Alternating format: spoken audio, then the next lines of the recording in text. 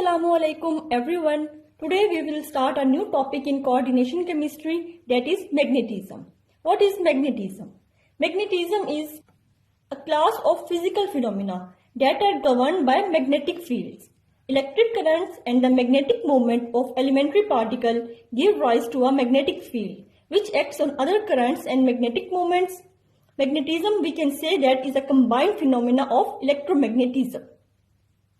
We all know that atoms have electrons that are revolving in their shell. These electrons are basically the charged particle. Electron, we all know, have negative charge on it. These charged particles can spin either in the clockwise direction or either in the anti-clockwise direction.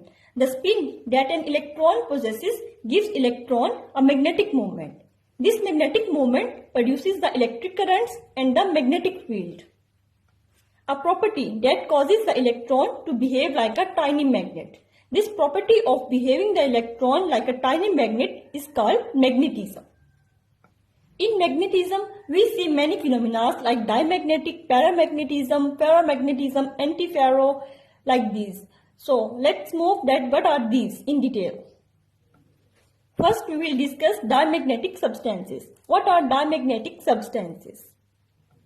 In a dimagnetic solid, defined as one in which all the electrons in the solid are paired, the spin up and spin down electrons cancel each other. Dimagnetic substances are generally described as being the non-magnetic. But when a dimagnetic substance is placed in a magnetic field, the motions of the electron causes the substance to be very weakly repelled by the magnet. In other words, we can say that these non-magnetic substances do show some very faint magnetic character in the presence of a magnetic field. The main characteristic of dimagnetic is that all electrons are paired, there is no unpaired electron, and when placed in a magnetic field, they are weakly repelled by this field. On the other hand, the paramagnetic substance is the one in which atom or ions have one or more unpaired electrons. They can have one or many unpaired electrons, but the presence of unpaired electron is necessary. In a paramagnetic solid, the electrons on one atom or ion do not influence the unpaired electron on the neighboring atom or ion. As a result, the magnetic moment on the atom or ion are randomly oriented and constantly changing their direction, as you can see in the figure.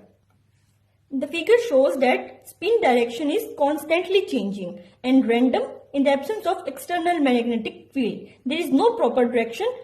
This electron is downward, this upward, this is here. There is no proper direction. All are randomly oriented.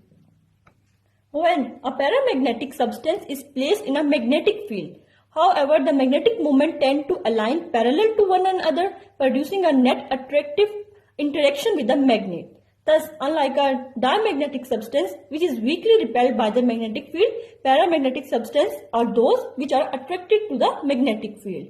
When they are placed in a magnetic field, they show attraction to this field. This attraction can be strong or weak depending upon the number of unpaired electrons. More the number of unpaired electrons, they will be strongly attracted to the magnetic field. For example, if one substance has one unpaired electron while the other has two, the one that has two unpaired electrons in it will be more attracted to the magnetic field. So this behavior depends upon the number of unpaired electrons. More the number of unpaired electrons, more will be the attraction towards the field. The phenomena that you have often heard is ferromagnetism. In magnetism, it is very common. When the word ferromagnetism you hear, the idea of iron comes into your mind because the iron exhibits ferromagnetic behavior. Ferromagnetism is a form of magnetism much stronger than the paramagnetism. Ferromagnetism arises when the unpaired electrons of the atoms or ions in a solid are influenced by the orientations of the electrons in the neighboring atoms or ions. The most stable arrangement means the very lowest energy arrangement is when the spins of electrons or adjacent atom or ions are aligned in the same direction, as you can see in the figure. All the spins are aligned parallel to each other. They all are in the same direction. They can be in the same upward direction, in the downward. All the spins will be in the same direction.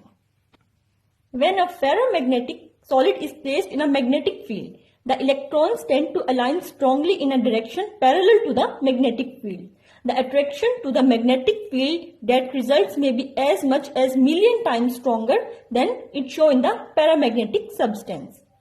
When a ferromagnetic substance is removed from the external magnetic field, the interaction between the electrons causes the ferromagnetic substance to maintain a magnetic movement. So we can say that it will be a permanent magnet now. In nature, there are only a few transition metals that can show this behavior. The only few transition metals that show this behavior are iron, cobalt and nickel.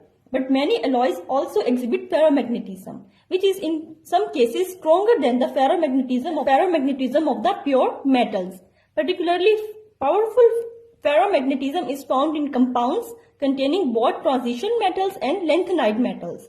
There are few examples, the two are shown here. These two metals can show strongest ferromagnetism because these are the combined effect of transition metal and the lanthanide metal. So we can differentiate between the three that diamagnetic are weakly repelled by the magnetic field, paramagnetic are attracted to the magnetic field, but ferromagnetism are strongly attracted by the magnetic field, millions or billions times stronger than the paramagnetic substances. Two additional terms are also used in magnetism. These are antiferromagnetism and ferrimagnetism. Let's see what these are. Antiferromagnetism. In antiferromagnetism, the unpaired electrons on a given atom or ion align so that their spins are oriented in a direction opposite to the spin direction on the neighboring atoms. This means that the spin up and spin down electrons cancel each other. Examples of antiferromagnetism substances are chromium metal, iron manganese alloys, transition metal oxides can also show this behavior like Fe2O3, MnO, etc. As in the figure, you can see that their spins of the electron are opposite to each other. If one is up, other is down, up, down, down, up, down, up, down. That these they can cancel each other effect totally. The last one is ferrimagnetism. Ferrimagnetism, the substance that exhibits ferrimagnetism has both ferromagnetism and antiferromagnetic characteristics. Like an antiferromagnet, the unpaired electron aligns so that the spins in adjacent atoms or ions point in opposite direction. However, unlike an antiferromagnet, the net magnetic moment of the spin up electron are not fully cancelled by the spin down electrons. In ferrimagnetism, we will get some net result at the end. This can happen because the magnetic centers have different numbers of unpaired electrons. Because the number of magnetic sites aligned in one direction is larger than the number aligned in the other direction. For example, you can say that if one is this, the other is this. They both are of different sizes and will get some net result.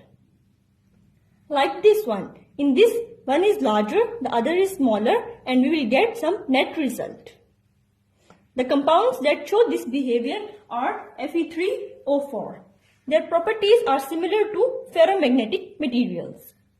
At the end, there is one very important point to note that ferromagnetic, ferrimagnets and antiferromagnets all become paramagnetic when heated above a critical temperature. This happens when the thermal energy is sufficient to overcome the forces determining the spin directions of the electrons. These antiferromagnets. This is all about magnetism. Hope so you will like this lecture. Kindly like and subscribe our channel. Thank you. Allah Hafiz.